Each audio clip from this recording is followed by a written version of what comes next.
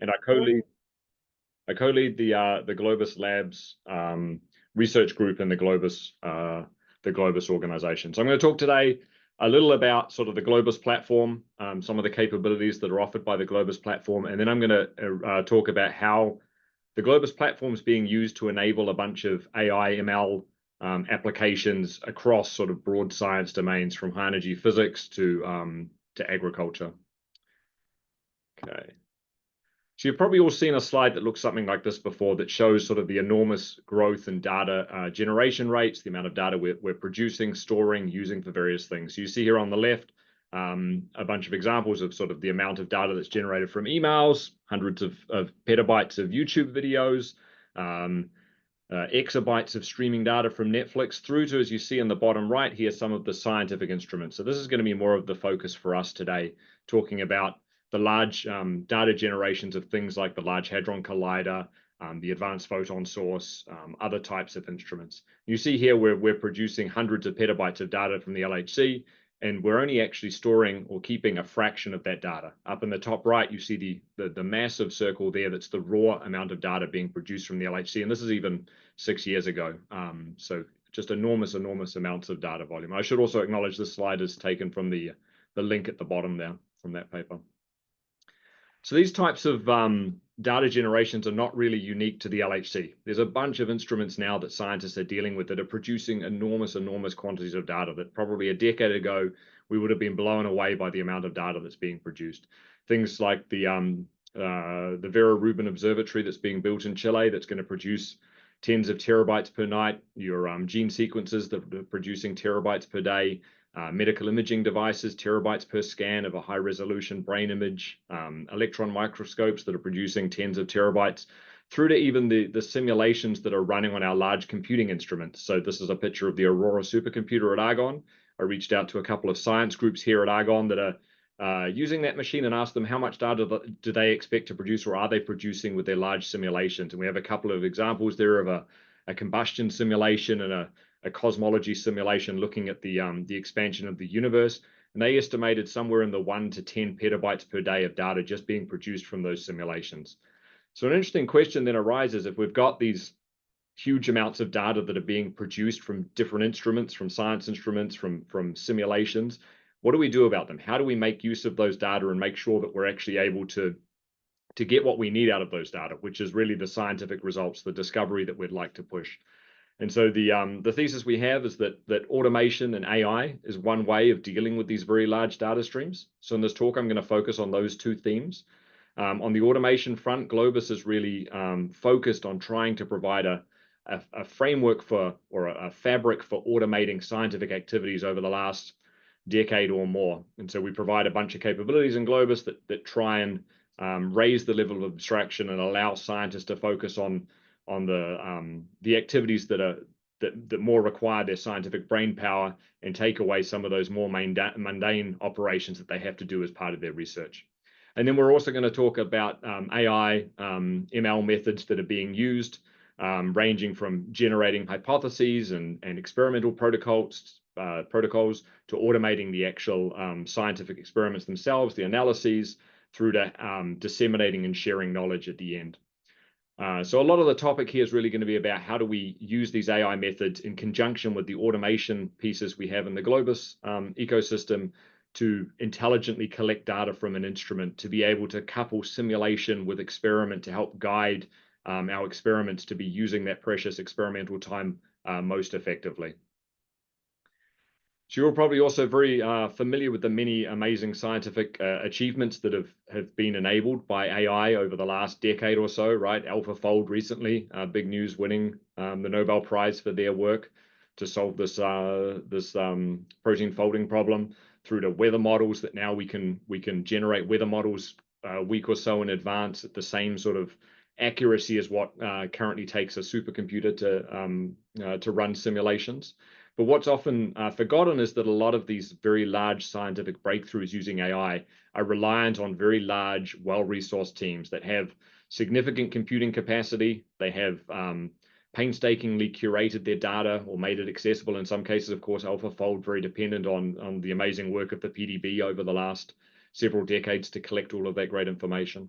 And what we see in our world is that these large computing resources are very rarely co-located with data producers. If you think of an extreme example here, this is a picture of the Vera Rubin Observatory that's being built up on a mountain in Chile. That's I don't remember the exact distance, but some distance away from the next biggest town, like I think hundreds of kilometers away from the next biggest town. And it's just infeasible, right, to be thinking about building a supercomputing center alongside that telescope up there on the mountain to be able to process the data, to be able to train AI models, to be able to use those AI models to help guide some of our experiments, right? So we need to think about how we enable connectivity and automation between these experimental devices and the actual computing capacity we need to make sense of that data.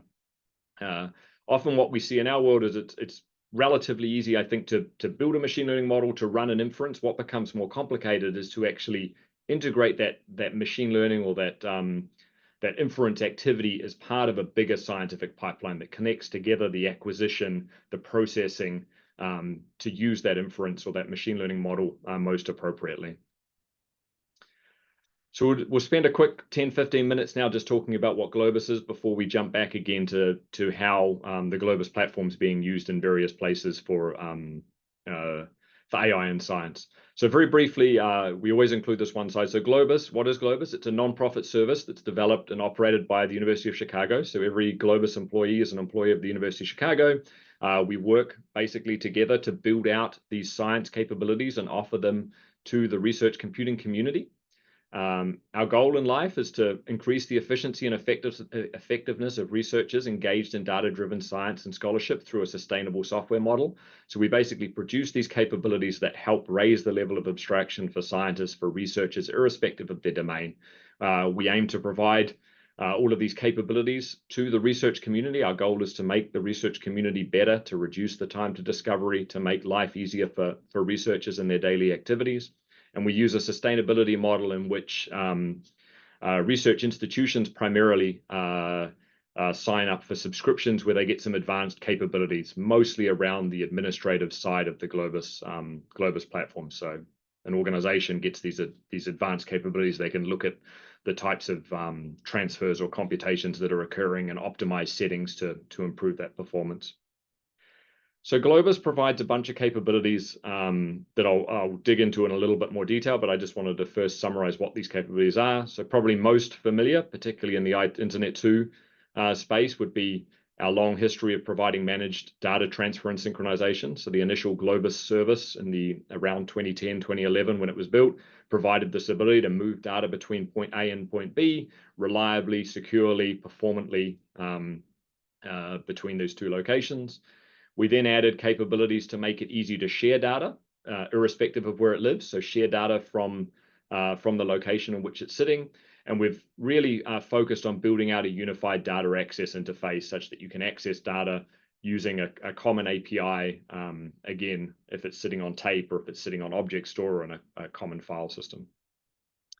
We've built out publication and discovery capabilities so you can index metadata in our cloud-hosted search index, build out rich data publication processes and interfaces via which you can discover and access published data.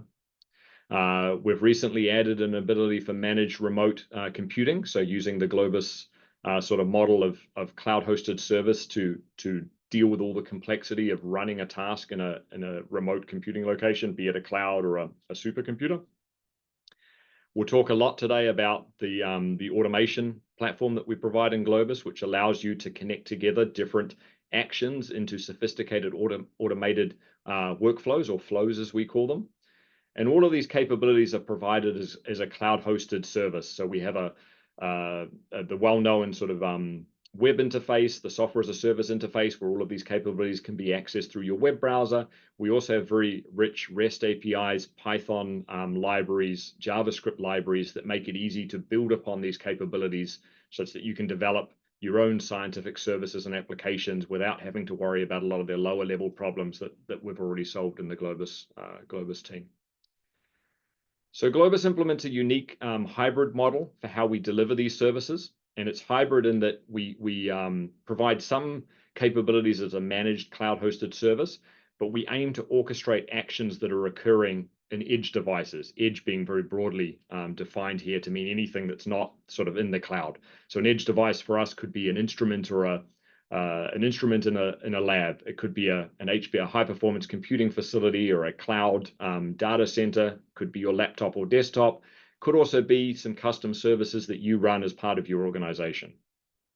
To make, going the wrong way, sorry. To make these institutional resources accessible to the cloud-hosted environment, we rely on these local agents that can be deployed on these external edge devices, and then they can be remotely managed by the cloud service. So we have two main agents here, the Globus Connect agent, which deals with the transfer side, and then the Globus Compute agent, which deals with the ability to run computing functions. On this figure, we're also showing this little squiggly orange here, which is an action provider. So this enables our flows workflow service to be able to call external actions. So on the rightmost side here, you see an action provider that's speaking to a custom service. Oh, wrong way again. On top of that, we have our cloud-hosted services. So these are the interfaces via which users interact with Globus to actually manage their research IT processes across their ecosystem of edge devices. We have transfer, flows, compute, etc. at that level. And of course, to enable this to be done, we build on the Globus Auth framework, which is a standards compliant OAuth 2 based authentication and authorization fabric, which allows us to establish very secure connections between the cloud and the edge to be able to delegate permissions under very strict controls to allow services, applications, people to perform operations securely. So I'm going to quickly go through the three ecosystems that are most important for the following part of the talk. So I'm going to talk about the data side, the compute side, and then the automation side. So on the data side, again, the area that probably you're most familiar, our data ecosystem basically enables us to access data or storage devices via a common interface, irrespective of the storage technology that's used. So you see in this banner here a bunch of different storage technologies, from your object store like interfaces, Amazon S3, Wasabi, through to tape storage, which is probably an HPSS somewhere in here, or a Spectra Black Pearl up the top there, through to cloud-hosted storage like Dropbox and Google Cloud, through to your traditional POSIX interfaces, your file systems that are running on your high-performance computers or your laptops. What we do is we deploy a Globus Connect agent. We have a couple of different agents. We have a multi-user Linux package that can be deployed on a shared cluster. And then we have a very lightweight agent that can be downloaded and installed on any device in user space, from your laptop to your account on an HPC system. This Globus Connect agent basically allows you to create what we call data collections, which are basically sort of collections of data that you can manage permissions about who can access them. The data ecosystem basically provides HTTPS accessible data access, so you can access that data directly, and it also interfaces with the Grid FTP protocol, enabling us to perform very high performance, secure, reliable managed transfers between locations. So importantly, where the Globus service itself in the cloud allows you to move data from point A to point B very, very quickly without needing that data to actually go through the cloud. And so there's been a bunch of research and development that's gone on over the last several decades to build that protocol, enabling this very high performant data transfer. As part of these data collections, we can securely share data. So if permitted by an administrator, you can create a data collection, and then you can provide access to parts of that data collection for other authorized people. So it could be a specific user, a group of users, or it could even be public access to that data. And importantly, we provide a consistent user interface across these different storage systems, such that you don't need to know the difference between are you accessing an S3 bucket or a directory on your laptop or a tape archive. The computer ecosystem looks relatively similar, right? So here you're seeing we have some computing devices in the middle that might be an instrument, it might be my laptop, it might be a commercial cloud, it might be an HPC system. These systems all have different interfaces for how they allocate or run tasks on those computers. In the traditional high-performance computing world, those interfaces are things like batch schedulers, such as Slurm or PPS, that basically manage access to that resource and allow users to submit jobs that are run. In the cloud world, we're increasingly seeing more deployment of things like Kubernetes, which are container orchestration systems that enable me to run tasks in various ways. So much like the data ecosystem, the compute ecosystem relies on a Globus compute agent being deployed. We have two variants of the Globus compute agent. We have a very lightweight pip installable single user version that you can deploy on your laptop or deploy in user space on an HPC system or a cloud. And then we have a multi-user version of that code that's distributed as a native package that can be deployed by an administrator to expose access to their computing resources to many users, to anyone who has access to that machine. So the Globus compute agent and the Globus compute ecosystem, again, also provides programmatic access to computing resources. It provides reliable and managed execution of tasks. We adopt the function as a service paradigm here. So basically what you're doing is you're specifying a Python function that you want to run. You basically register that Python function, then you can then invoke that Python function 1 time, 100 times, 1,000,000 times with different input arguments and submit that for execution on your backend resources. The nice thing here is, of course, this gives you this very nice asynchronous Python interface to these very varied computing resources. And we also implement the same powerful authentication authorization model using Globus Auth for fine-grained access control and a bunch of additional features around high assurance in terms of restrictions for how and when people can use these resources. So let me quickly show an example of how Globus Compute works, just because this may be a little bit newer to people. So we have here two computing resources, A and B. Both of these computing resources have a Globus Compute agent deployed on them. We have a little user down the bottom here in yellowish green who wants to run some workload. It could be a molecular dynamics simulation, it may be a cosmology reconstruction, or a tomography reconstruction, a cosmology simulation. What they do is they basically contact the Globus Compute service and they say, I've got this Python function I want to run 1,000 times with these different input arguments. Please execute that function on computer A and B. The Globus Compute service will take that workload. It will store it, waiting for compute resource A and B to come online. It will submit those tasks to resource A and B to run. A and B will run those tasks, provision resources. If we've configured it to use a batch scheduler or Kubernetes, it will go and grab the resources we need using a pilot job model, run the actual tasks that were specified by the user, and then send those results back again to the compute service. The compute service will again hold on to those results for a week or two until a user comes and retrieves them again in their Python ecosystem. Okay, and then finally, I want to talk about the automation ecosystem because this is going to be pretty critical for today's talk. So you imagine here again, we have these resources. They might be instruments, storage, compute devices. We have the Globus agents deployed on these resources to make them accessible to this Globus ecosystem. We also have here these little squiggly oranges again that illustrate action providers being the API that enables us to connect them together into flows. And you see here we have action providers on top of data, compute, and also action providers on top of other services like DataSite if I want to mint a DOI, for instance. So what this allows us to do is to construct these flows. You see at the bottom there an example flow that has a bunch of different steps in it. These flows might be something like transfer data from instrument to a HPC cluster, run compute on HPC cluster, store metadata in a search index, transfer reconstruction back to a user so that they can visualize it in a portal. This automation ecosystem builds on an asynchronous event-driven architecture. So essentially we can have events fired from the edge, right? A data set's created, an instrument is finished acquiring data, etc., or a service or a timer, for instance. Once that event occurs, then we fire off the flow, and we run through these various steps, where each of these steps may well be happening in a different authentication or authorization domain, and we can securely handle that flow between each of the steps that is being invoked. So here's an example of what this looks like. If we have an instrument facility on the bottom left, and we have some cloud storage on the right there, we have some external services like DataSite that we want to use. A user first defines a flow. So they tell our cloud-hosted service, here's the flow that I'd like to execute. Here are the conditions under which it should be executed.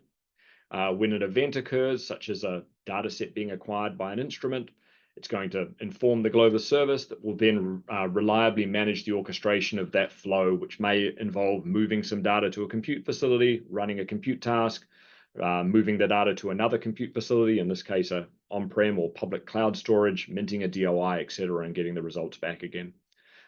We use a lightweight JSON-based declarative language for defining these flows. We build on top of Amazon step functions in order to provide these capabilities, layering on top a lot of the connections to the science ecosystem using the Globus Auth fabric for authentication and authorization.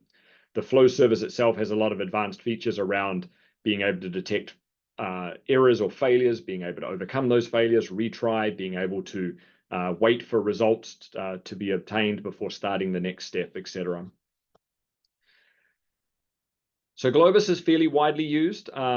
One of the good things about building on the Globus platform is that there are many of the computing systems we interact with in the scientific ecosystem already have Globus agents deployed on them. There's something here like 16,000 active shared collections, 62,000 active data collections, 600,000 users of the service.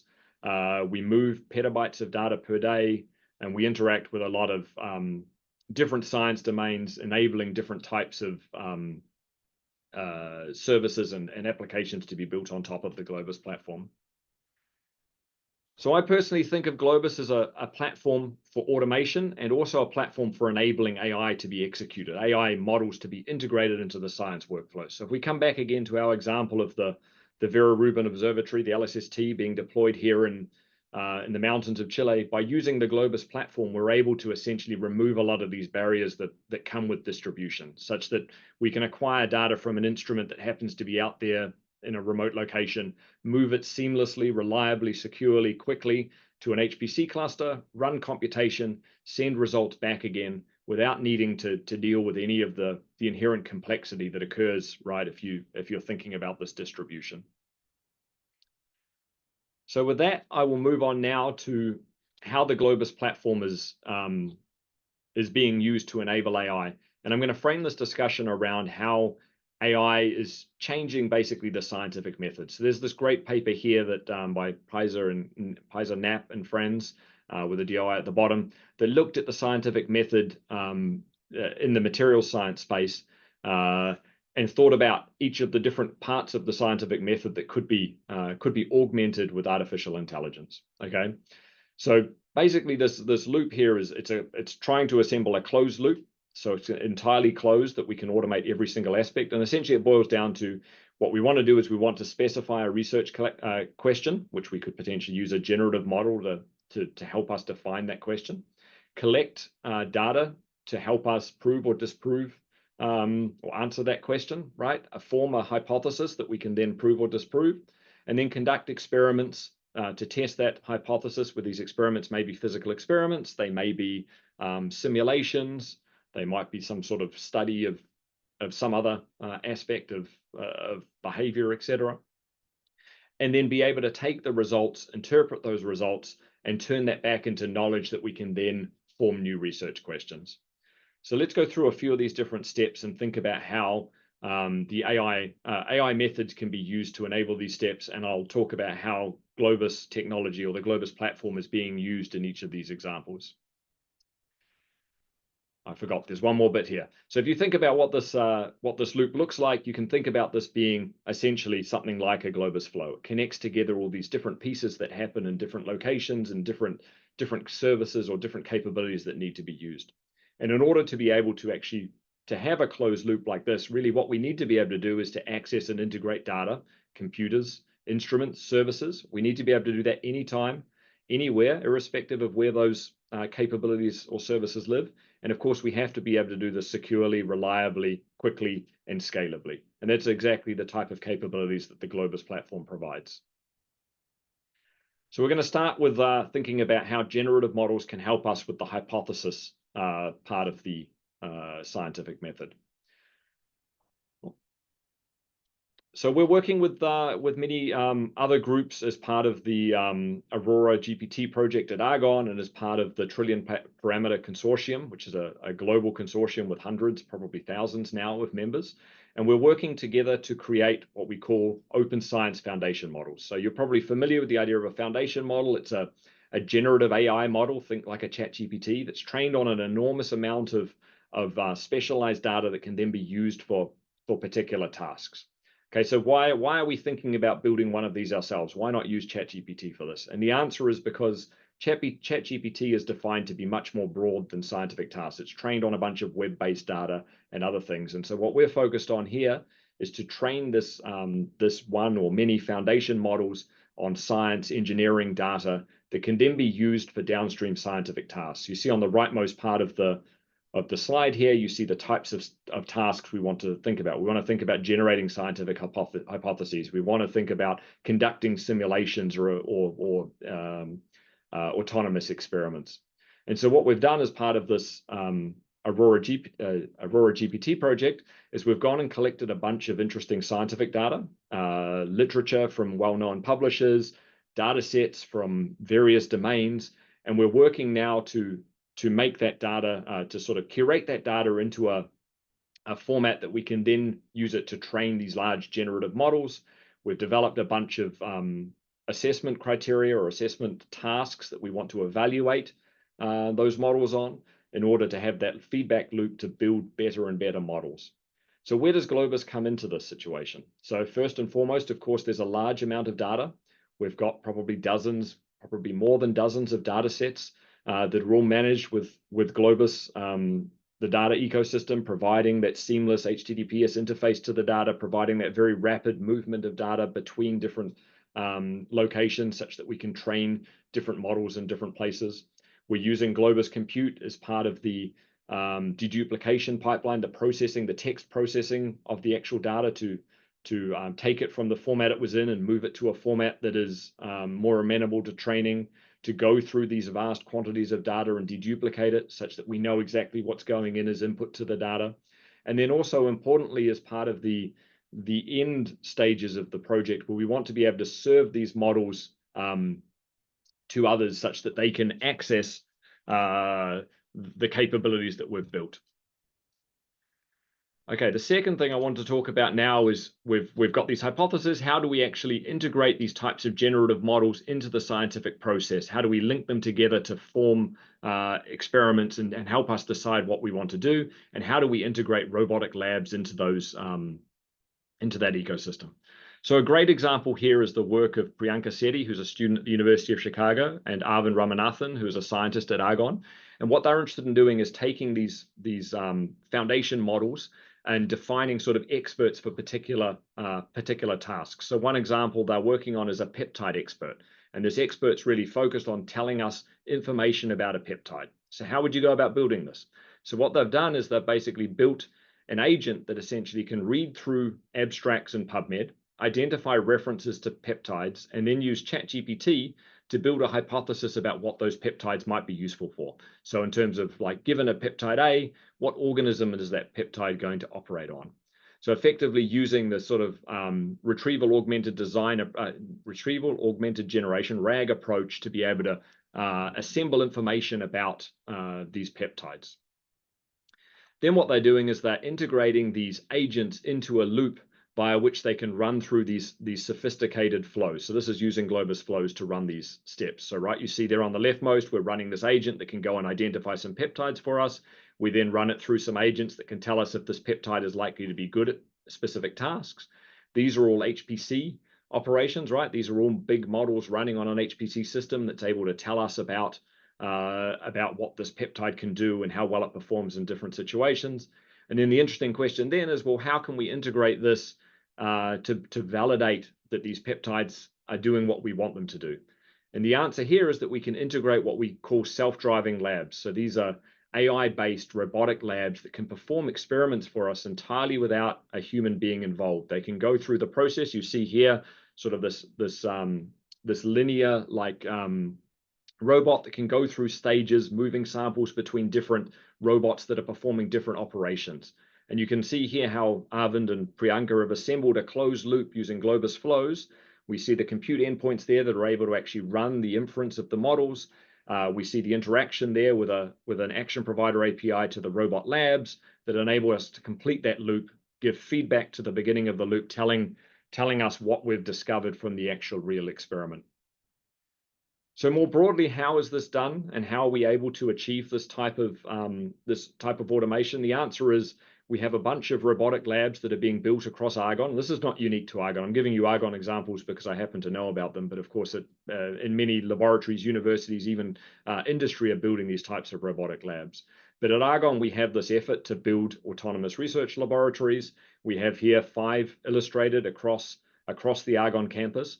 And the thing that's really useful for us in terms of how do we integrate these capabilities together is that we have Globus software deployed or co-located with each of these robot labs. We have a transfer and a compute agent that enable us to move data in and out, enable us to perform computations and execute remote commands on those robotic labs. We've also spent a bunch of time here thinking about how do we assemble these robot labs into what we call a science factory? So there's a link to a paper there in the bottom left.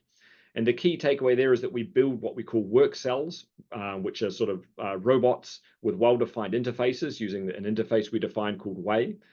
We couple together these work cells into a factory by which we can sort of assemble an assembly line, right, for scientific activities. And importantly, you can see here in the bottom, we use a lot of Globus capabilities for compute data, and for accessing compute and data, moving data between locations, running compute tasks, and then we can couple together these experiments as flows that can run each of these different components of the workflow.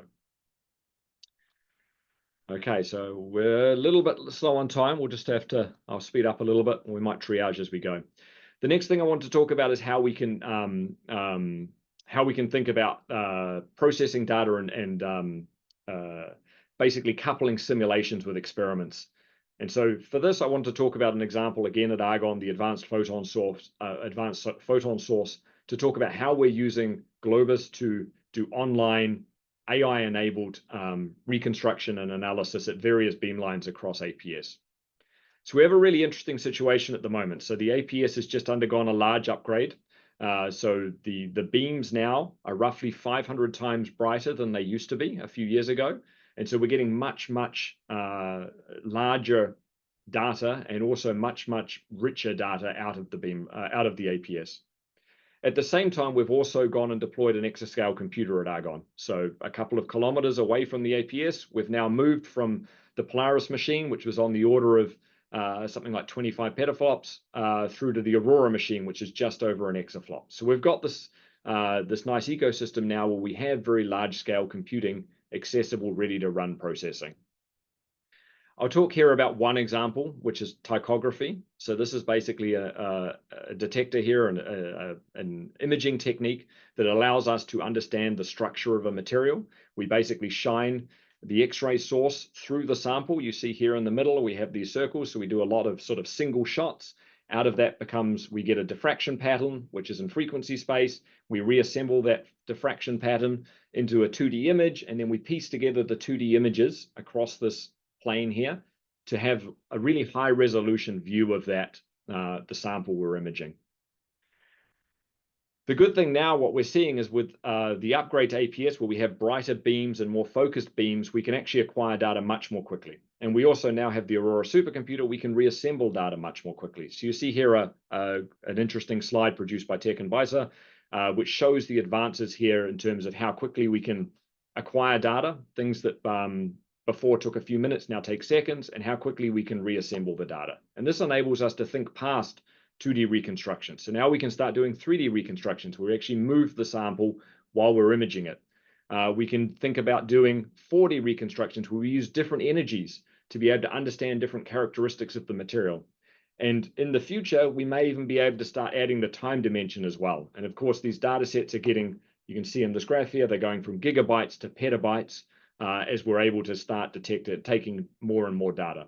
So the interesting question now is, how do we deal with that? With the idea that we're sort of in this green space at the moment, how do we think about addressing these types of problems as we go bigger and bigger and bigger? And the answer here is to build these automated applications that leverage AI to be able to process data much more quickly, right? So the example we have here is the work of Tekken and others at Argonne. And what they've done is they've basically built a closed loop here. You see the flow picture in the middle, whereas they take images, this continuous stream of images, they're sending them across to an HPC system where they're building a machine learning model and evaluating the performance of that machine learning model against the simulated reconstruction. So, right, you're reconstructing the data and building a model at the same time to basically infer that reconstructed data.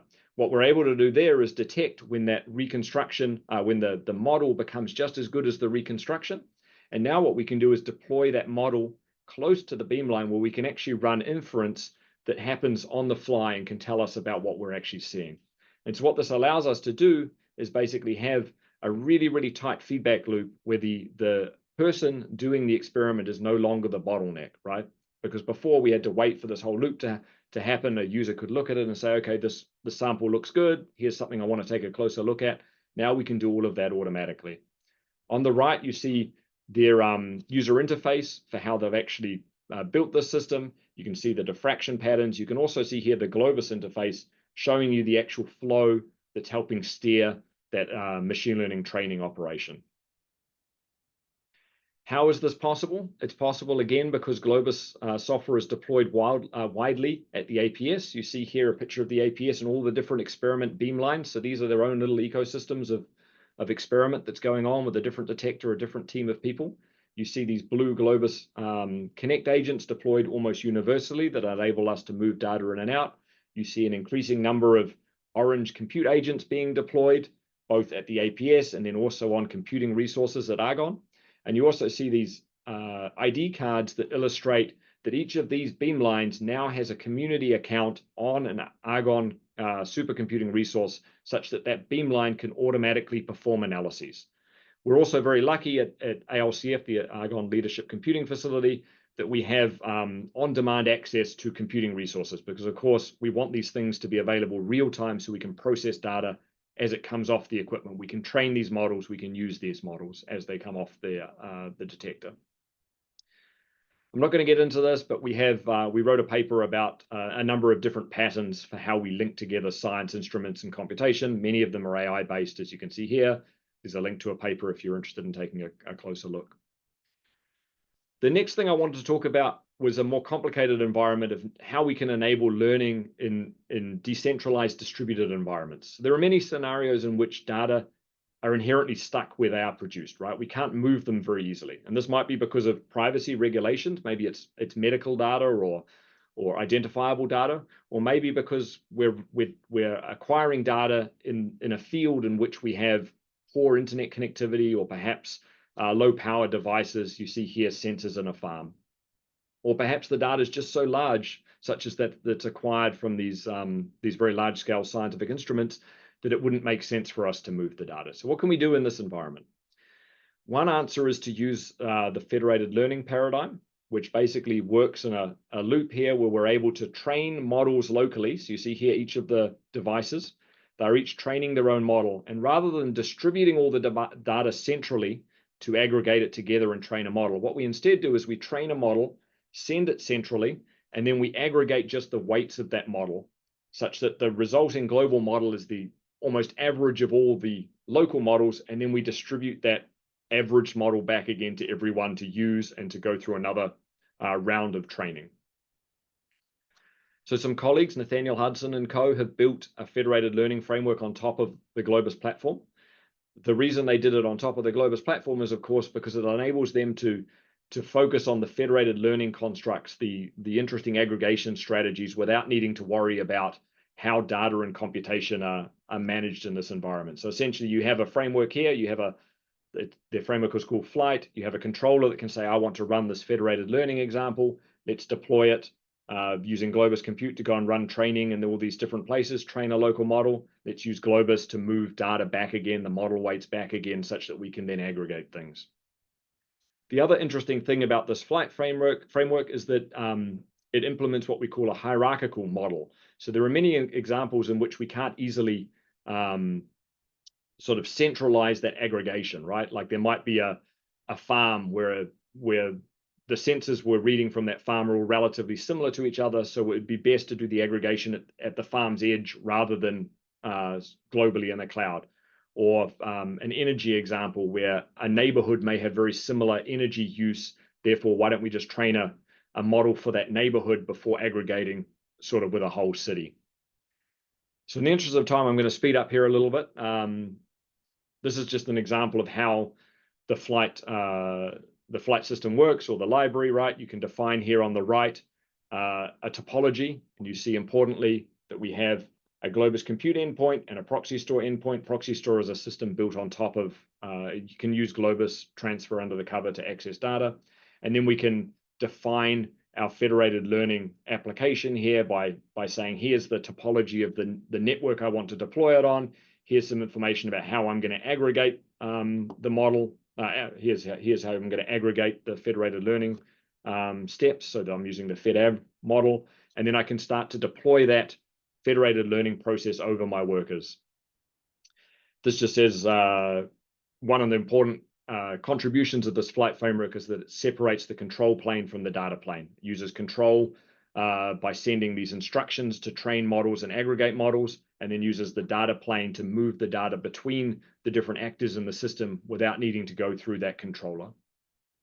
I'm going to skip ahead a little bit to an example, which is a little bit more interesting. So some colleagues of ours, this is work from Melanie Oy and Shaliza Sohail, who are researchers in New Zealand and Australia, respectively, and they're interested in precision agriculture. Specifically, they come from more the electrical engineering side, so they're actually interested in hardware, and they've built what they call a rural AI toolkit. So they've actually developed some hardware and some sort of software that enables them to deploy AI models in different rural agricultural settings. So in this case, they're focused on tomatoes. And what they want to do is be able to monitor tomato health and then provide real-time predictions to farmers that can be used to help improve the yield of their tomato crops. They have a really interesting application domain where they're actually trying to do this across 2 countries. And if you've ever spoken to farmers themselves don't want to really share information between each other because it tells other farmers about their crops, etc. But it becomes even more problematic when you want to share this information across different country boundaries. So they wanted to use a hierarchical approach to do this. And what they've done, they've first gone and developed their own hardware. So they've got a sensor here that they can, this is the picture in the third from left or second to right. That's actually a tomato sensor that can, you poke those 3 prongs into the soil and it can detect information about the soil. It also has a camera on it that can focus on the actual tomatoes and the leaves that can use that information to determine things about the actual crop itself. So the next thing they do is they go and deploy this Globus compute agent on each of the participants. You see they're the workers at each farm. There's 4 farms here, 2 in each country. And then they deploy an edge server in each of the countries that can do the aggregation. And then finally, they have a cloud server that's also running with Globus compute to do the final aggregation. And then what they do is they use these sensor measurements, they train models on each of these farms, they aggregate the measurements on each of these farms, and then aggregate across countries such that they can push back down the trained model to the edges and use them for inference. I know we're coming up to time. I'm just going to fly through a few things. So another example of where we're using this, I just wanted to show this really interesting picture because I find it exciting. The question is, what is this thing? This is actually an overhead view of a cow in a stall. So it's looking at a cow from above, video footage of that cow.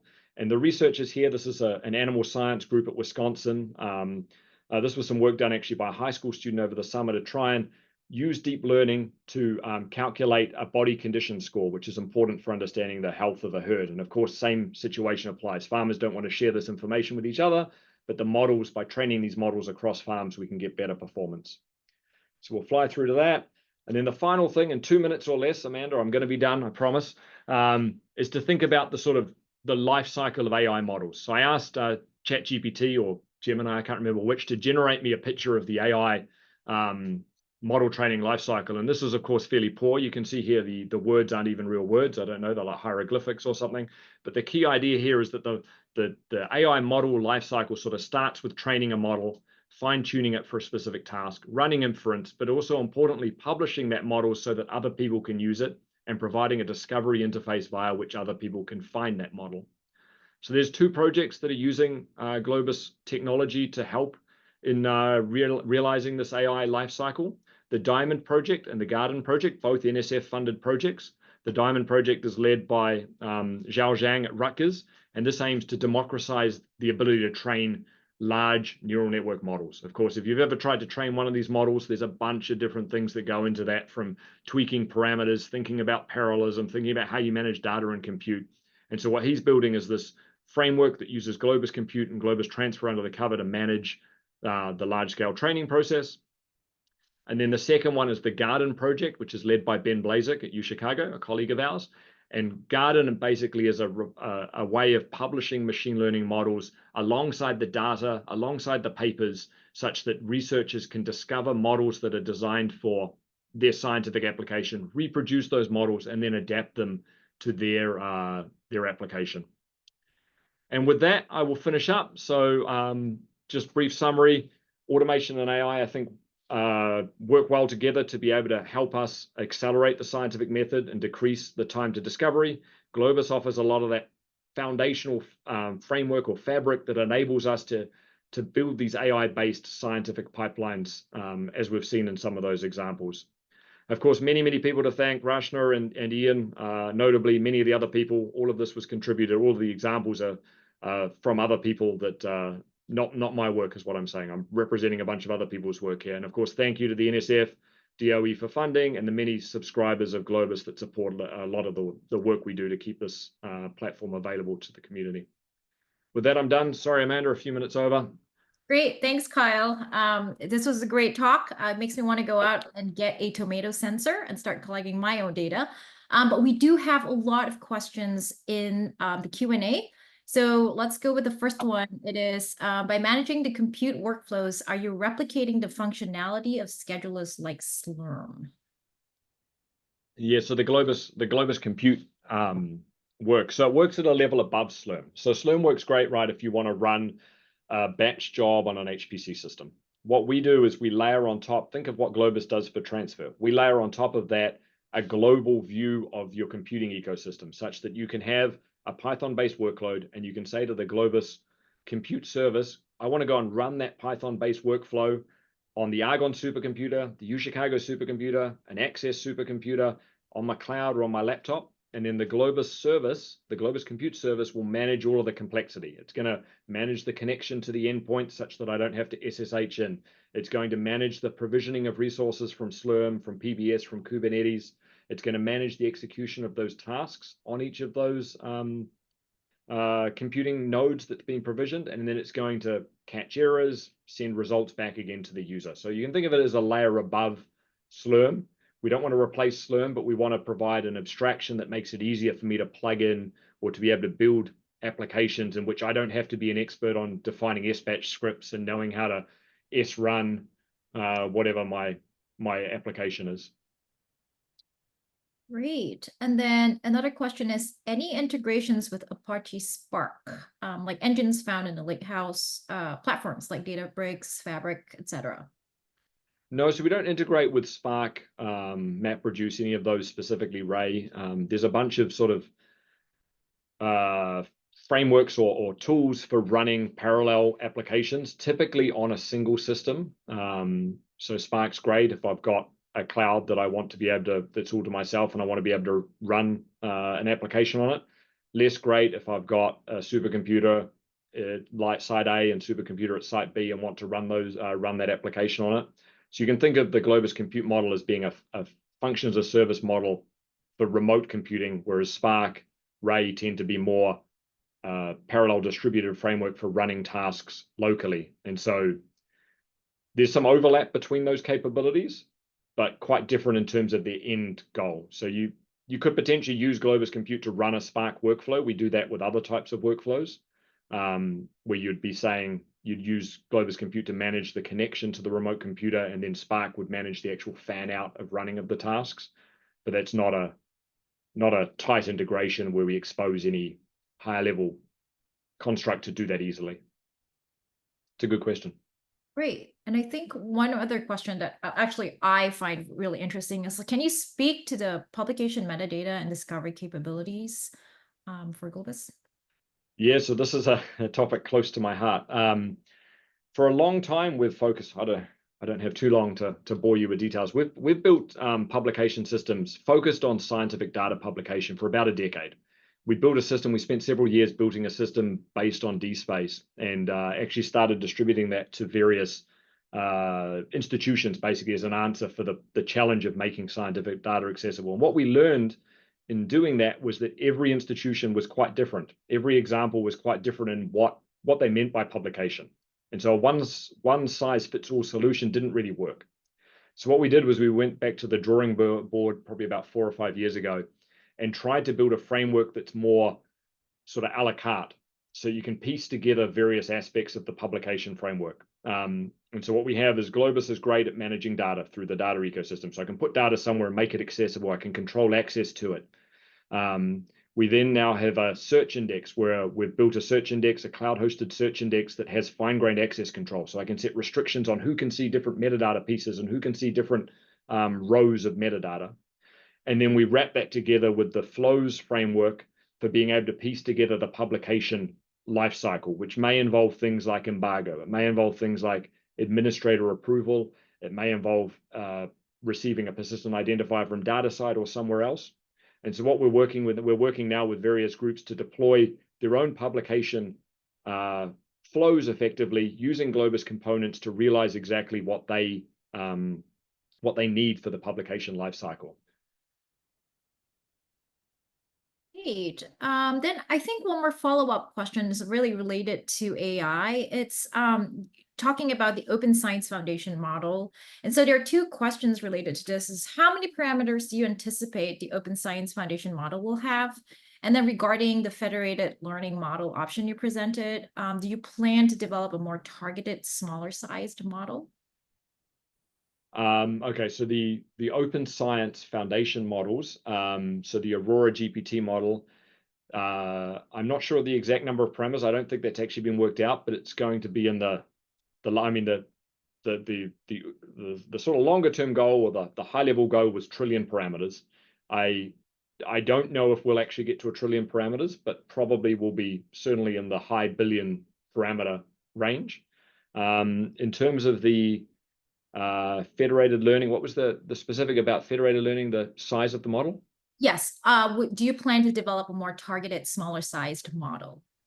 So federated learning, you can basically use it to build models of any size. So like, for instance, the models for the cow health, the body conditioning score, they're relatively small deep learning models using like essentially a ResNet model. But you can also use federated learning to build very large language models with very many parameters. So essentially it's based on whatever model you want to run. If you're building a federated learning model for language, maybe you're at the very large scale model, a large language model that you need to aggregate each of the layers weights. But maybe if for a simple imaging thing, maybe you can build a very simple neural network that has fewer layers, fewer weights that you need to actually aggregate at each of the layers. Actually, I had a follow-up question to this question that I just asked, which is, could you maybe in 1 minute kind of summarize for audience who are not familiar with federated learning, what exactly federated learning is? I think it's kind of a new, it's not necessarily a new concept, but it is new within the research community. So if you could do that, that would be great. Yeah, what's the best one? Probably this one is probably the best one. So federated learning, I think, is a really exciting area for learning. I'm a distributed computing person. My career has been distributed computing, so I'm very biased here because federated learning is essentially a distributed computing paradigm for training machine learning models. And so what you have here is, if you have workers that for one reason or another, hopefully you can see my mouse. So you have a phone and a watch, a laptop and a cluster here. For one reason or another, these devices can't share all their data together. They can't share it together maybe because it's restricted, right? This is personal health information, so I can't send my personal health information to Globus or someone else to aggregate. Or maybe because the connection here is so poor, moving terabytes of data is going to take too long. So instead of moving the data to a central location and collecting it all up, training a model of all of that data that's been grouped together from different places, and then sending the model back again. Instead, what I do is I train a model on each edge device. So I train a model for this cell phone and this watch. I train a model for this laptop. I train a model for this cluster here on the data that's local to each one of them, right? So only the data that's accessible there. I train that model, and then what I do is I distribute only the weights of the model to aggregate them. So instead of sharing this data, which may be big, which may be private, it might include my whatever medical information. Instead, what I'm doing is I'm sharing a somewhat opaque neural network list of weights that then get combined together. The hope, of course, and I didn't include any graphs on this because we're flying through it at this stage. The hope, of course, is that by aggregating these models, I'm able to achieve performance that's representative of all of the edge devices, right? And so I'm able to learn about all of their data such that when I redistribute the models, the global model, each one of these edge devices can use that global model and be able to make inferences that have learned from everyone else's data. So hopefully the inferences are going to be more accurate than if I just use a local model. And federated learning is used a lot for things like the Google like predictive typing on your phone. Basically, each phone trains its own little local model, and then Google aggregates all those local models together so that if I happen to type like some other random New Zealander stuck in America, that I learn from the way they type, right? And so we're able to distribute those updates amongst all of the participants. Great, thanks for that. And before we move on to the last two questions, I know we're almost at time. So one thing that we're going to do is actually send out a survey to all the attendees today. We are working on an upcoming workshop partnering with Globus on some of these topics. So if there's something particularly that you're interested in, please put that into the survey. Again, I'll be sending out a survey, a follow-up survey about interesting topics that you would like to learn about. So please fill out that survey when you get it. So there are last two questions for you. One is, what is your high assurance layer at to make it HIPAA compliant? That's a deep. So to make it HIPAA compliant, I should be careful what I say. I know enough to be of superficially around the high assurance side. Remember, I'm on the research side of the Globus org. So there's certainly things like session lifetimes, required identity providers, things like that. At the BAA level, Globus actually enters into a contract, a BAA, with the organization and for managing their data. There's a bunch of constraints and regulation or constraints that we implement around sort of the data that we see, around reporting processes if there happen to be a leak, etc. So there's a lot of technical stuff that fits more on the legal side than I'm comfortable or knowledgeable about sharing. But if you're interested in that, shoot me an email and I can route you to the people that do actually know about that side of things. Okay, great. And the last minute before we wrap up, I love this question. Given the rapid advances in AI, what are your predictions on Globus and AI in the next 2 years?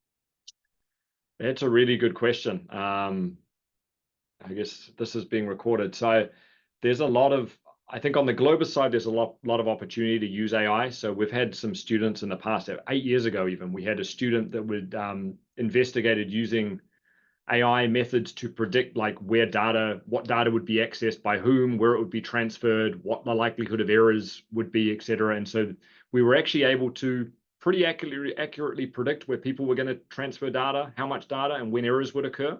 So you could imagine from the Globus side, being able to augment the Globus service with AI methods would be one thing that would be potentially very useful.